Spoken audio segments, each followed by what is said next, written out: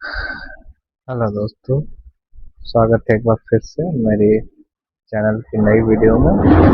तो आज की वीडियो है क्लास 9 की हिंदी बुक की पहले चैप्टर के रैदास के पद की एक्सरसाइज।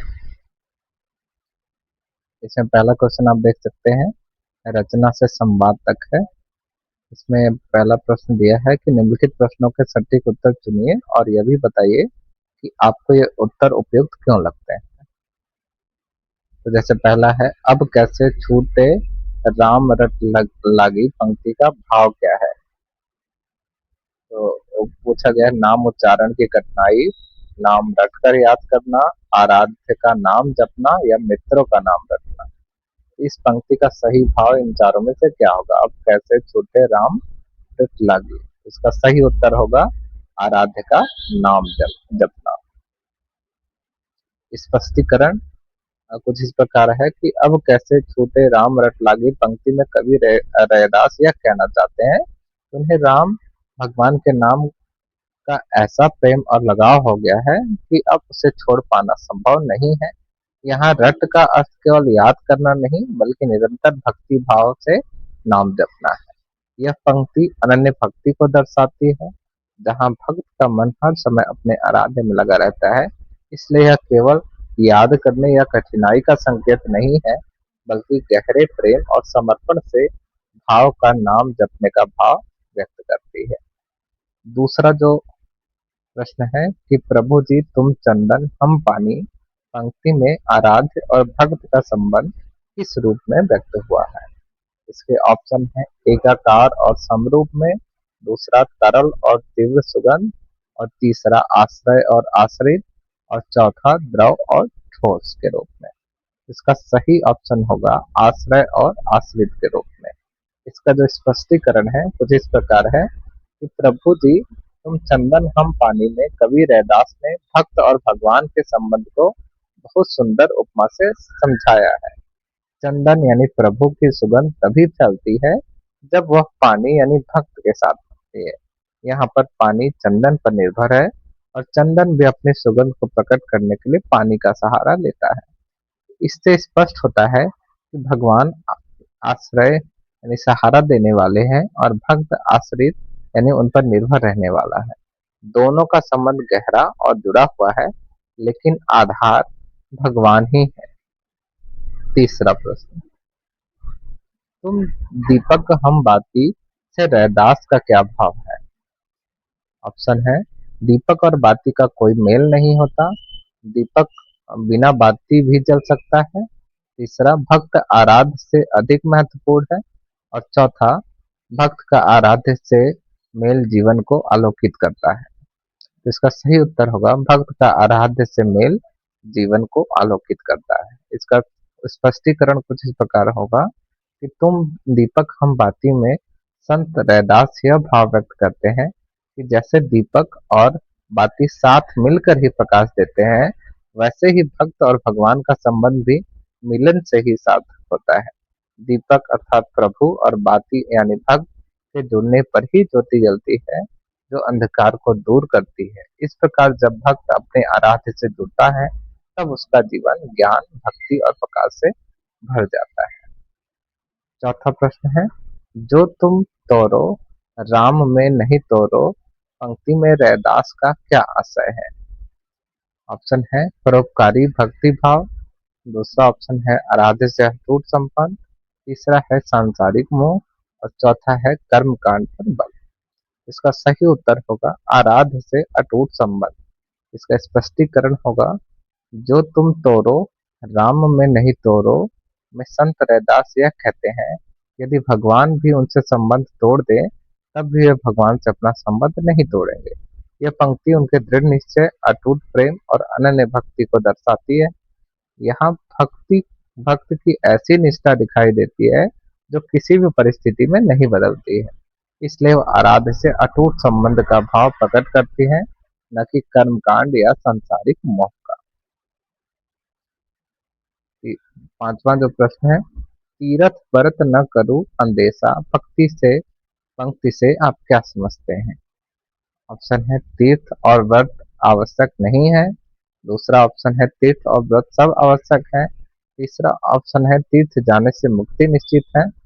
चौथा ऑप्शन है आराध्य के चरणों में सच्चा आश्रय। इसका सही उत्तर होगा आराध्य के चरणों में सच्चा आश्रय। इसका स्पष्टीकरण कुछ इस प्रकार है कि तीरथ बरत न करु अंदेशा पंक्ति में संत रैदास यह स्पष्ट करते हैं कि उन्हें तीर्थ यात्रा और व्रत करने की चिंता नहीं है, क्योंकि उनका पूरा विश्वास भगवान के चरणों में है।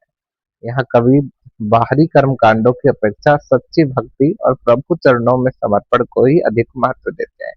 उनका मानना है कि वास्तविक शांति और मुक्ति भगवान के चरणों से ही मिलती है। छठा जो प्रश्न है कि सर्वव्यापक ईश्वर की अवधारणा किस पंक्ति में व्यक्त होती है। पहला ऑप्शन जह जह जाओ तुम्हारी पूजा।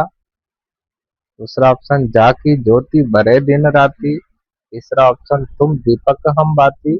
और चौथा ऑप्शन तीरथ बरत न करो अंदेशा। इसका सही उत्तर होगा जह जह जाओ तुम्हारी पूजा। स्पष्टीकरण कुछ इस प्रकार है।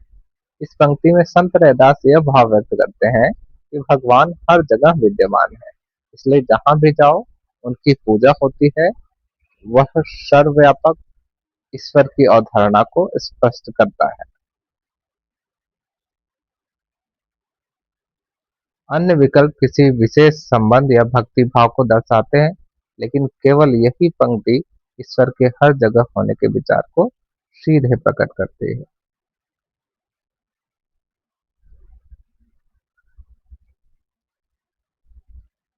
प्रश्न उत्तर है।